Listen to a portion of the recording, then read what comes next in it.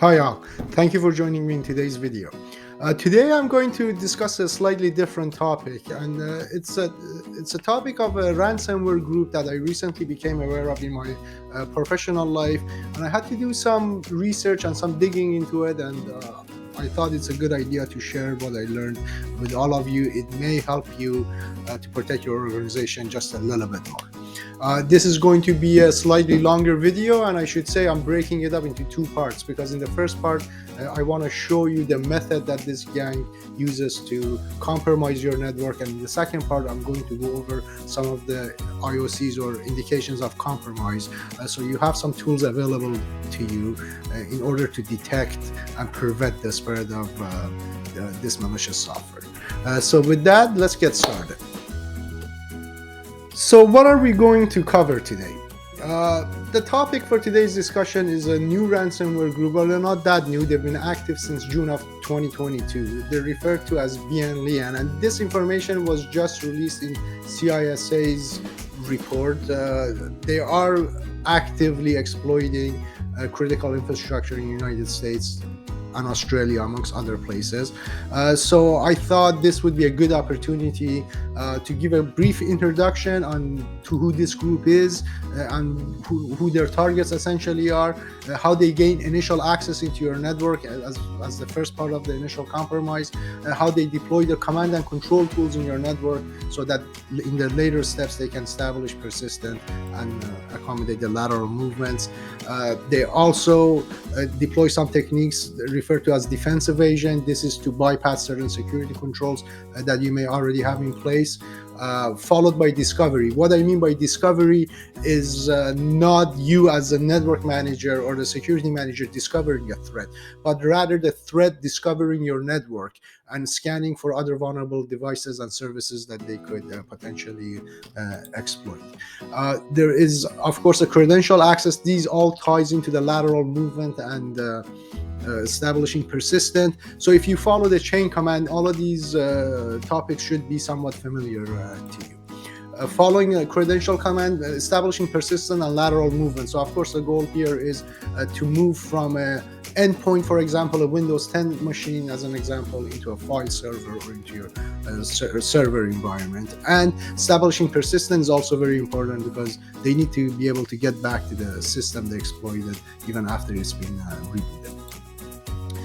Collection, another very important fact. These all, of course, leave telltale signs, which I will cover more in depth in my second part of this video and give you some indications of compromise that you could look for each one of these steps. Following collection is typically exfiltration, and so the data they've collected in your network, they need to now move it into the cloud or into a third-party storage system. They need some file transfer protocols. FTP would be a very simple example, but there's a process in establishing these tools, and I'll conclude this discussion with what some precautions that we could take in order to protect our organizations a little bit more. So BianLian's been active since June 2022, and they're actively targeting critical infrastructure in the United States as well as private enterprises in Australia.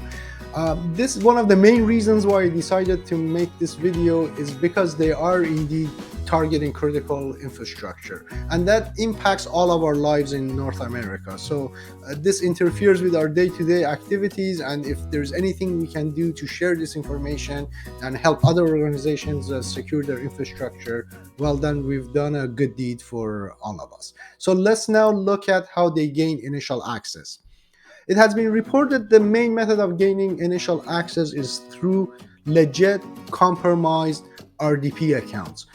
You need to remember that there are other criminal gangs that they essentially specialize in stealing credentials via phishing attacks mainly, and then they sell this information online to other bad actors.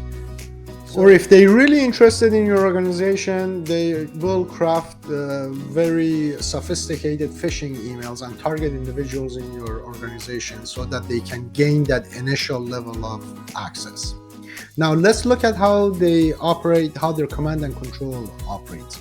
So once they're inside the network, they typically deploy a unique backdoor for each one of their victims.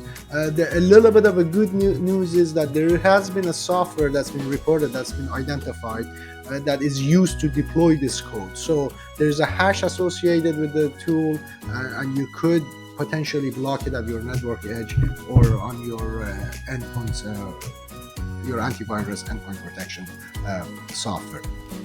They also install remote management software like TeamViewer or AnyDesk, so this allows them to control your system from any location. Their next step is defense evasion, and this is basically what allows them to disable your antivirus, your anti-malware, or your other endpoint detection and response software that you may have in place. It's been reported that specifically about Windows Defender, which is widely deployed, they have methods to disable both the Defender service and the anti-malware scanner, as well as they modify registry keys to remove tamper protection and disable the antivirus software or uninstall it altogether. This has been reported on Sophos antivirus. That was the method of circumventing it. Their next step is discovery, and by discovery what I mean is discovery of your network. So they're deploying scanners. They use a lot of native tools as well, so that this will allow them to stay undetected, but still there are telltale signs that you could look at while reviewing logs and essentially threat hunting for a specific threat. So that's the good news of it. But essentially they scan your network looking for open ports, looking for open services, looking for file servers, looking for files that are being shared on individual computers, and mapping out your network. Next step, and these steps I should say is not exclusive to this criminal gang. These are part of the kill chain essentially, and how they mostly operate, because they need to move in steps from gaining initial access being the first step to data exfiltration being the very last step.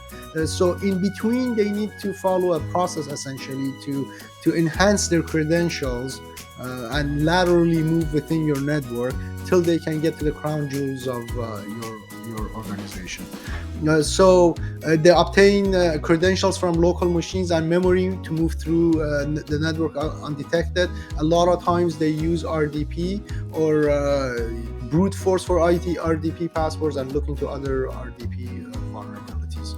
RDP seems to be a very key part of this attack. And at the end, my end slide on my conclusion, I have 3 points that I got from CISA's press release that I will share with you, that are some basic things you can do for the time being.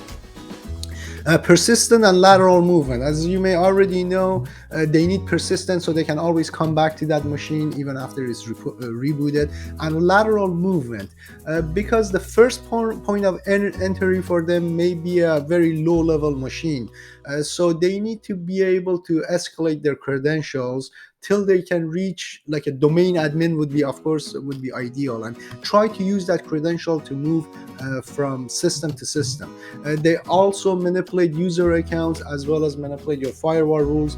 By firewall rules, I'm not referring to your edge firewalls, but rather your Windows firewall or third-party firewall, software firewall that you may have in place. As part of their collection, because they've been scanning your network, so they've mapped the network, they have a good idea of where the files they need reside. But in addition, for all the PCs that they have access to, they will extract some files, data I should say, from the victim's registry, as well as see if there's any files on clipboard or anything else. They're trying to collect as wide an array of information as possible, so, to aid them in their extortion coming at a later time. And of course, once you collect all the data, now they need to move this data into their own environment, typically into a cloud storage site. These sites a lot of times are stored in what's referred to as bulletproof countries, meaning our legal jurisdiction does not extend there. We don't have extradition treaties with these countries, and in terms of legal routes, our options are somewhat limited. It was. I should let you know. Originally in 2002, when this gang was first detected, they were encrypting the files and doing your traditional ransomware. But recently they're exfiltrating the files. They're taking it out of your environment, and then they threaten to release and leak that data unless you provide the ransomware. Unfortunately, the end result is the same for you. While your data encryption may cause more operational outage, but your data still has been compromised, and now you're faced with other consequences, both in terms of compliance, legal, and other obligations that your organization may have. Please pay attention to these bullet points here.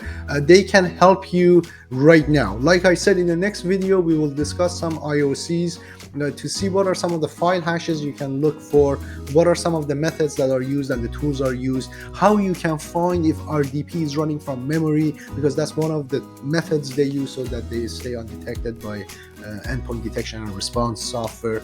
So there's a lot of good information coming up in my next video. This sort of brings me to the end of this video. Thank you for staying with me. If you enjoy this type of topic, please go ahead and subscribe, and I hope to see you on my next video.